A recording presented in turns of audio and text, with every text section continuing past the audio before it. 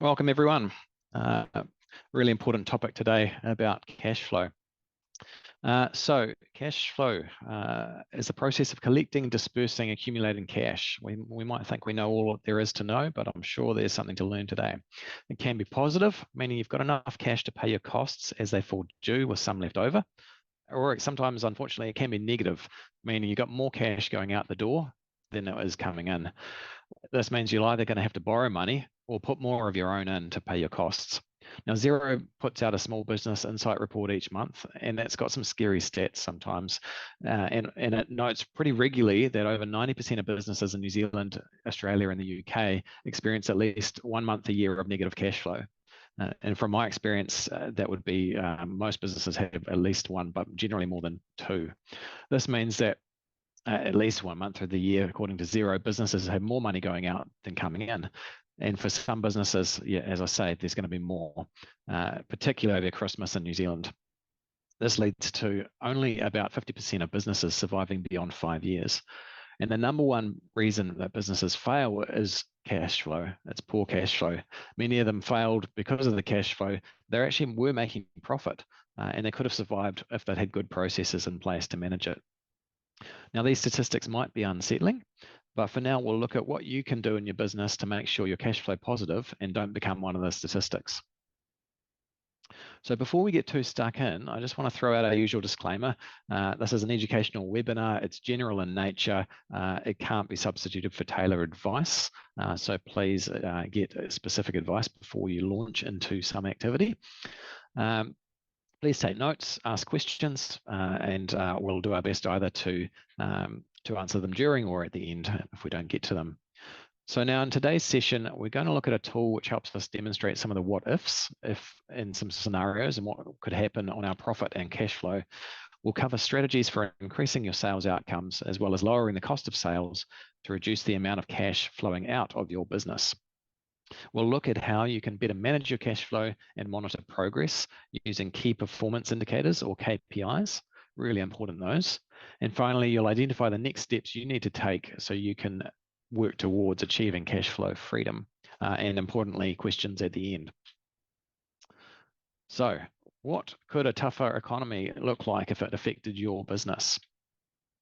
So if we work through some of the impacts of tougher economic times, we could have fewer customers. Customers may reprioritize where they're spending money, so you might notice they drop off a little bit, which could mean there's fewer inquiries or leads. And then it might be harder to convert some of those leads into prospective customers, as they might be more careful and considered with their purchases, and you don't have a relationship yet.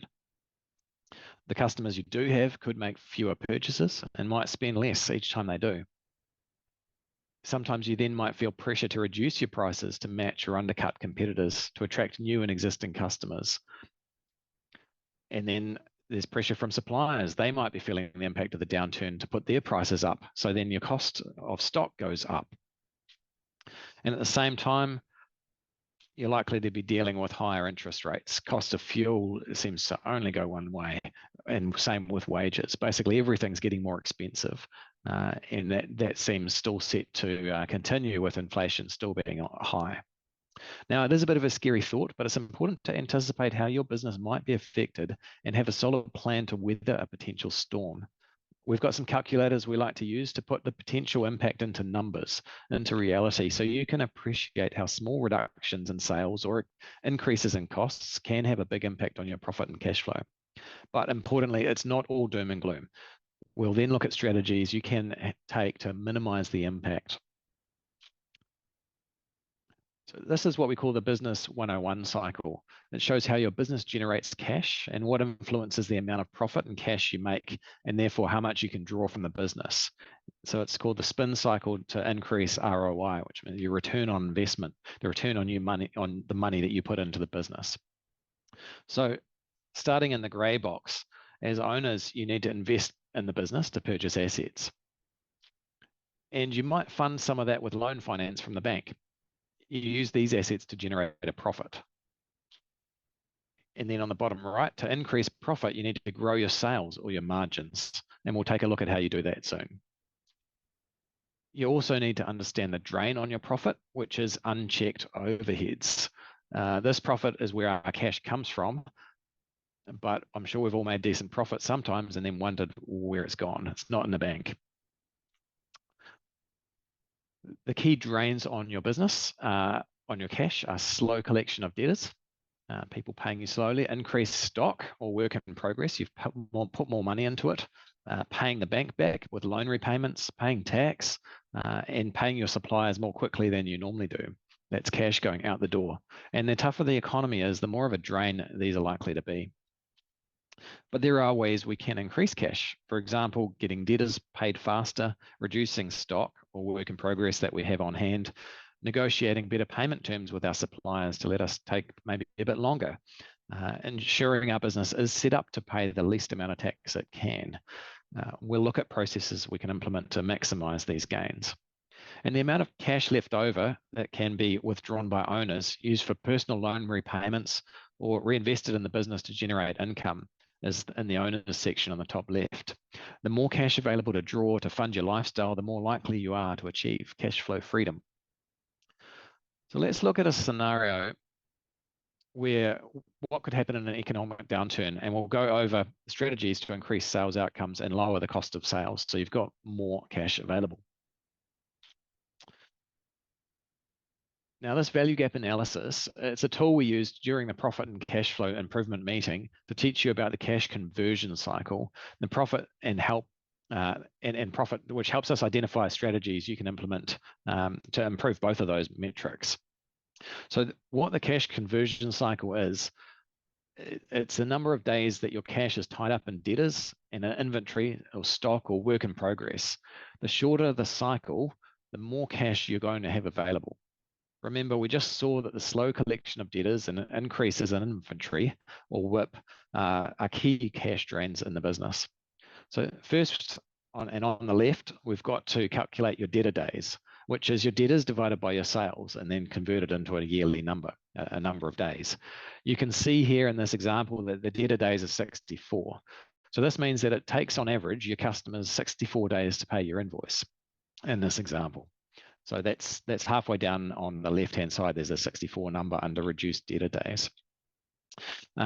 So you think about the payment terms you offer. If your terms are payment within 21 days, let alone 14 or 7, then 64 is a lot of overdue invoices and a lot of money tied up in your debtors. Next, for a business that has inventory or work in progress, you've got to calculate those days, which is your inventory or WIP divided by your cost of sales. In this example, it's 101 days. So that means it takes 101 days to convert inventory or WIP into a sale. So you need sufficient cash to cover your expenses from where you purchase your inventory or start a job to when it's completed and your customer pays you. And then finally, we calculate your days payable, which is your accounts payable divided by cost of sales, and shows how long it takes you to pay your suppliers. And if you're taking 60 days to pay, your suppliers aren't likely to be very happy with you if their payment terms are 30 days or maybe less these days. So the key is to free up cash by reducing debtor and inventory WIP days so you can pay your suppliers on time. And it's very likely that we could help you with that, but not only freeing up cash, but also having more left over for yourselves. Overall, in this example, on the bottom left, the cash conversion cycle is 105 days, which would be considered high in most industries and should be a focus for the business to improve. So let's have a little bit of a look at the sales drivers in the profit section of the tool. So the first section covers the 5 ways to grow sales on the left-hand side. And today we're looking at the impact that reduced sales can have on profit and then the steps you can take to minimize impact. So currently we can see on the left, the customer retention rate is 78%. So that's the number of customers that are going to come back again and again. They're great, but it might not stay the same. And in a downturn, customers might be more careful with their purchases. So they might not buy for a while. So let's see what happens if we reduce the retention rate to 70%, and what happens on cash and what happens on profit. So we've gone down 8%, and you can see this leads to a loss of 68 customers and a decrease of almost 30,000 in profit for the year. So down right at the bottom, 32,000 in the bottom, in the middle, we've got the profit impact. And it's likely we won't get as many leads as people are tightening their budget and not responding as well to marketing as they used to. So let's bang in a 5% decrease in our leads and see what that does. So as you can see, our cash has now dropped by almost 25,000 and profits down by over 34,000. So it's likely that even if leads do respond to our marketing, the conversion rate will be lower. Not as many of them will say yes to a purchase. So let's bring that back by 10% to work out the difference. So now our total customers has gone from 768 to 678. Our cash is down 30,000 and profits almost 42,000. Now, before you decide to close the doors, there are ways we can work on this. So let's keep the number of transactions per customer the same for now. It's likely that when those customers do buy from you, they'll choose to spend less. Maybe they'll buy cheaper options, or maybe you needed to discount products or services to encourage people to buy. So let's again say they buy 10% less on average. So now our sales have gone from just over $1 million down to just over 800,000. So we've lost 53,000 of cash, and our profit is down by almost 74,000, right at the bottom in the middle there. Now, unfortunately, it's likely our overheads have probably gone up because of inflation, say. So let's add $10,000 to that. So what's the impact on our cash conversion rate and how long our cash is tied up? So it's likely the customers that we do have are now going to take longer to pay. So let's increase our debtor days by, say, 3 days. So that's going from 64 to 67 days on average. Not that much, but even that has a $9,000 impact on cash. And as sales are slower, it's likely our inventory was going to take longer to sell. So let's increase our inventory days, our WIP days, by 5. So that's another 10,000 of cash tied up. So now our bank is almost 80,000 lighter. So if we look in the middle on the right, on the far right, we're down by cash flow column there, 79,678, and our profit's down even further. So as you can see, a few changes, which were not that significant, add up to an awful lot of impact on your business. So what can we do to protect our business and achieve cash flow freedom despite the economic climate? And these are just a few ideas. These are not an exhaustive list by any stretch. So but the starting point for any business should be focusing on your existing customers. It's way easier and cheaper to sell to an existing customer. So it's important to build a strong relationship and delight your customers and make sure they come back. So you can engage with your customers via their preferred channels and tailor your message to your target audience, both in person and online. Getting to know your customers, building relationships with them increases their loyalty, allows you to ask what they want so you can serve them better. Sometimes online surveys are right to do this. Maybe it's just a case of calling them up and talking to them. Always under promise and over deliver. Err on the side of caution, and the customer will be pleasantly surprised when you deliver beyond expectation. You could introduce a customer loyalty program if you don't have one, and that's to reward customers for buying from you or recommending you to others. Perhaps you could offer guarantees or warranties on your products or services to minimize potential barriers to buying. Ensure when things do go wrong, they're fixed as soon as possible with minimal hassle to the customer. From experience, that's one of the most powerful things you can do is how people judge you on how you fix a problem more than they do on the problem that actually happened. So ways to increase leads. Of course, we know every business needs to target new customers. Layers of effective marketing is the key here. So first, the strong online presence is important. You've got to be found. You've got to understand your Google business profile and optimize your website with keywords for search engine optimization, SEO.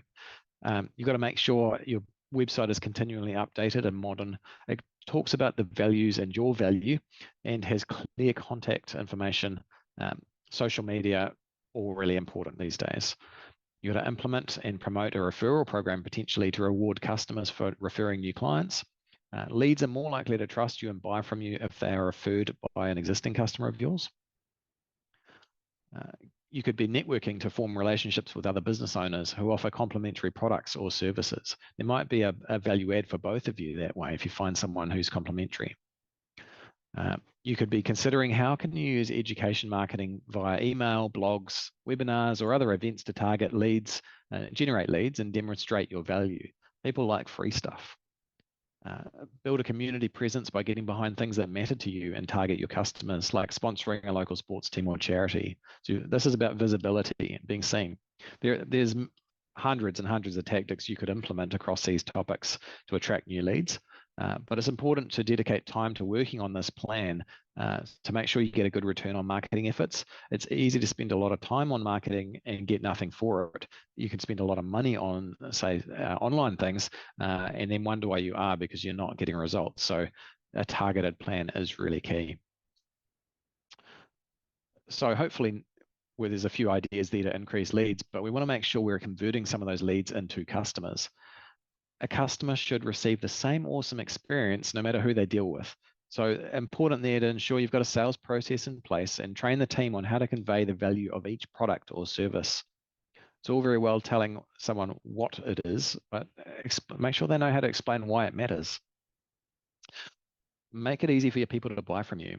Consider best payment methods and payment methods and terms for your target customers. For example, could you sign up to a buy now, pay later system like Afterpay? Testimonials and case studies from other customers can be really powerful to reinforce the value of your product or service. And how easy is it for your customers to access your business? If it's on site, is it clearly signposted? Is it easy to get to? If you're not selling online, should you be? Would home delivery or free click and collect make it easy for customers? More and more customers want to book appointments online, and they don't want to make a phone call to book. Make sure you send text or email reminders before the appointment. And that's something I've started doing is I've got a free calendar app that I use that people can see when I'm available, and they can just book, and they feel the power. They can control it. They can see when it's going to work. It saves me heaps of time on backwards and forwards emails. The key here is to make it as easy as possible for someone to buy from you after they've shown interest in your offering. So now that we've worked out on leads and we've thought about customers, so we want to increase the transaction value from the people that do buy from us. We want to get as much spending from customers as possible, but of course, ensuring they're getting value for their purchase. The most obvious way is to increase your prices. And it is a reality that prices continue to increase with inflation, but it's important you articulate these changes clearly to customers. Now, discounting can be a good way to get customers through the door, but we do know it leads to a lower transaction value. Where possible, we want to limit discounts and only discount end-of-line products, or unless we're really being clever on our loss leaders, or things that are becoming obsolete. I'll come back to this and we'll look at the dangers of discounting shortly. Bundling products or services that complement each other is a great way to increase transaction value, and offering payment options that allow customers to spend more money. If they can buy now and pay it off over the next 6 to 8 weeks, maybe they would be encouraged to buy more to what they actually want. And upselling encourages customers to add on the product or service that's an extra. You know, the classic example is the would you like fries with that? What classic upsells could your team or you offer? Remember to sell the features and benefits of the product or service more than what it does. And customers sometimes buy what it means to them more than they will because you've got some great widget. Relate it back to how it's going to solve their problem. So it's not just about getting more cash in our bank account, it's about reducing the amount going out the door. And one way to do that is to lower the cost of sales. Ensure you're taking full advantage of any early payment discounts offered by suppliers. If you buy in bulk from a supplier, ask about a volume discount. If you've been their customer a long time, what about a loyalty discount? Minimize freight costs by making bigger orders less frequently, but try to only buy what you need and to ensure your stock doesn't become obsolete. So obviously, if we buy too much, then we're going to be tying up more cash in our work in progress and in our stock, which increases our cash conversion cycle. Review your suppliers regularly against others in the industry to see if you can get a better price for the same quality. And that's important. We don't just want to measure on price and then get a rubbish product. One of the easiest ways to lift your margin is to reduce rework and wastage. Perhaps your team would benefit from training or developing processes to reduce rework or wastage. This is a really key one. A lot of my clients don't really measure this and then wonder why their gross profit numbers drop away. And often it's because there's been jobs that have gone sideways and it's just not been measured and not been tracked. Now, dangers of discounting. It can really be tempting to offer discounts to increase sales when they've been dropping. However, often you can be more profitable by holding your price and accepting a reduction in sales volume than you would be by discounting a product. For example, let's say you've been selling 10,000 units at $100 each with a cost of $60. So your gross profit's 400,000. So, we're in a tougher environment. So if you were to discount your price by 10,000 and sell 10,000 units still, but now they're at $90 each, your sales revenue is dropping to 900,000. And with a cost of $60 per unit, because that's not going to change, your gross profit's now dropped to 300,000. Alternatively, if you accepted the drop in sales, selling 9,000 units at $100, your sales revenue is still going to be 900,000, but now you've only bought 9,000 of those units at $60 each. So your gross profit's 360,000. So it's lower than it was before, but it's 60,000 better than it would have been if you discounted the product by 10%.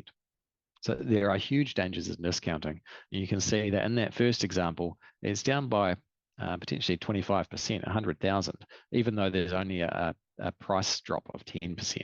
So a lot of that gross profit has disappeared because of the power of that gross profit percentage. So make sure you perform a cost-benefit analysis before deciding to discount products or services so you understand what you're doing and the best option for you. So we've seen some strategies for increasing sales and reducing costs, but there are ways we can manage our cash flow better to really help us achieve some cash flow freedom. Small changes can result in an increase into your cash flow over time. Not overnight most of the time, but there are lots of different strategies you can implement to improve your cash flow. We do enjoy helping our clients with this because we ultimately love seeing clients with money in the bank and feeling confident because now they feel in control. So here's a few strategies and tactics. First place to start usually is to have a robust process for data collection and enforce your payment terms. Potentially, you could consider outsourcing debt collection to a third party. And it doesn't necessarily mean sending them to debt collections, but there's people out there who'll hop on the phone to you, and phone calls get cash in the door so much more than just waiting for an automatic reminder to work. Getting credit references or personal guarantees before offering credit. How many customers do we just offer free credit and we have no idea whether they're going to pay us or not? We're just hoping for that first transaction. Make sure you set credit limits and consider adding a provision for late payment fees and interest charges to your terms of trade. Regularly monitor your stock levels and sales trends. You should be utilizing technology these days for inventory management. There's a lot of great tools out there. Review supply contracts, negotiate better terms for payment or delivery of goods. Importantly, consider creating budgets and forecasts and actually review these results regularly. Do not put them in a drawer. There's not much value to them there. Get them out each month. Check how you're going. Okay, we're 2% down. What are we going to do to pick up that 2% next month? And create a personal budget and stick to the monthly drawings account. This is a really big one. A lot of my clients who wonder why they made good money and according to the profit and according to the tax they've got to pay, but then it's not there in the bank account at the end of the year. And it's often because it's gone out the door for their personal thing. So stick to regular amounts, pay yourself regular wages and try and keep to that. So let's go back to our previous example to see the impact these strategies could have. Remember, our debtor days had gone up by 3 and inventory days had gone up by 5. So that was worsening. It was hurting cash. Sorry, improving both those numbers. So the cash was $25,000 better because we'd reduced debtor days, improved them. If we really focused on our debtor processes and perhaps we got an external debt collector to make some calls, maybe we could bring our days down to 59. This is still well outside our payment terms, but for a relatively small change, it should be achievable, and that's freed up 15,500 just there. And if we focused on our stock management and it didn't overbuy, we bring those days down by 5. So, and there's $10,000 picked up just in there. Now, let's have a look at what happens when we use some of the tactics we've talked about to increase our sales. For example, if we provided more support for existing customers, could we encourage them to keep coming back? What problems do you solve that your customers still need you to keep solving, even if they have less disposable cash? So let's say we can increase our retention rate by 5%. And if we keep those customers happy and coming back, hopefully they're going to tell their friends about us. So let's say we increase leads by 3%. And we can use testimonials from our happy customers to boost lead conversion. So let's bring this back to -5%. So we're not dropping away as quickly because it is still an environment where it's harder to convince new customers to spend. Now, we might offer incentives for customers to come back more often and make sure they're sent reminders when due for their next service or product update, if that's applicable. So let's increase the number of transactions by 5%, which is actually only an average of 0.1 transaction per client, going from 1.5 to 1.6. Now, our customers might still spend a bit less each time, but let's change this from a 10% down to 5% less because of the tactics we've introduced to show them our offering. So those small changes now mean our sales, profit, and cash flow have all increased from where we were at previously. Now, we didn't look at our gross margin earlier, but if we could just increase that by 1%, reducing our cost of sales, that's another big boost to our cash flow and profit. It's hard to implement all these strategies without support or accountability, though.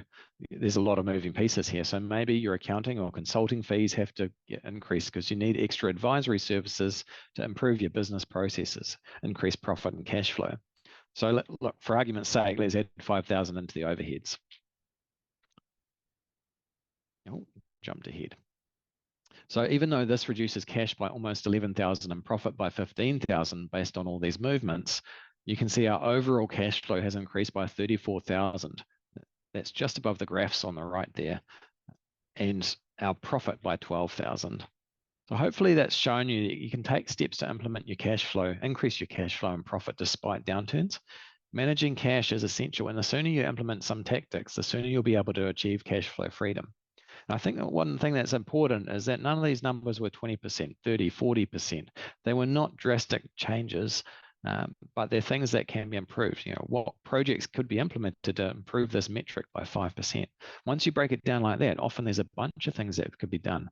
And if we pick a couple of them and then measure that, you'll be amazed how much power that has to improve things. Key performance indicators. So once you know which strategies you'll implement to increase sales, reduce costs, or boost cash flow, you've got to start measuring and monitoring these using your KPIs. This is really important. It's amazing the number of businesses that don't monitor these key results. So different businesses will have different KPIs. For example, a motel should monitor room occupancy. A movie theatre, maybe the average ticket sale value or bums on seats numbers. A concrete supplier should monitor cubic meters of concrete sold. We recommend up to 5, but certainly no more KPIs that you actively monitor and aim to improve. And the general idea is that these are the things where if we push on those and if we improve those, there's going to be a massive improvement in your business. It drives your business. So work out what drives the profit in your business and create a system to measure these drivers and regularly report on them, i.e. each month at least. We can use our tools to help you determine which drivers will have a biggest impact on your business. Set targets for them. There's no point measuring them if you don't know what's good and bad, and tell your team about them. Hold them to account to them. Measure your results at least monthly, ensure you're on track, and consider, okay, if we're not on track, what are you going to do about that? How are you going to take action? Don't just let things happen to you. Make sure you're happening to those things. The goals and actions in your business plan should reflect improving these KPIs. And that could be something where you need to realize, well, business plan, well, last time I did that was for the bank. It's very hard to improve things if there's not an overall vision and a plan for the business. By monitoring your KPIs, you'll be able to identify quickly any downturns and respond appropriately. And I'd much rather find out that someone works out that their gross profit percentage is 2 points down and they do something about it than realizing I'm now 3 months, 6 months down the track and my gross profit's been down that whole time and now I'm out of cash. So this means we're taking steps to minimize the total impact downturns have, and we're getting ahead of things before it becomes a big problem. So what are some next steps? So there's a few strategies we've talked about to implement in your business, which can help you achieve cash flow freedom, but it's essential you set aside time to work on your business. This is challenging for all of us. We get sucked into the day-to-day. Put time in the calendar regularly to think about, put your director hat on, put your shareholder hat on, think about what you need to be doing to improve things, asking the tough questions. So you could block out time this week to review notes from the webinar and decide where you'll start. Consider which sales and cash flow drivers are key to success of your business and put systems in place to measure and monitor these. Determine which what-if scenarios you should analyze so you can prepare and safeguard your business. It's important to understand what's going to happen if these metrics drop off by 3%, by 5%? Then you can do something. Set sales and cash flow goals and review your progress regularly to ensure you achieve them. Now, ways we do work with our clients on this. So we do offer cash flow and profit improvement meetings. We do a lot of work in the forecasting space, both with the bank, but also helping clients set up regular forecasts so they can plan and not be hit by their cash. And we do then work with clients on a regular basis to provide cash flow management coaching services. If you have any questions, do reach out afterwards. I won't labor the point here. I know for me, in preparing for this, the reminder on the discounting I found really powerful. I think a lot of businesses really do make that mistake. They think that sales are the only metric that matters, but yeah, it's a good reminder. Sometimes it's better just to take a step back on the turnover, and you might end up with a better result than you would have. You can always grow the next day or the next year. So if we don't have any questions come through, hopefully people have found the session useful.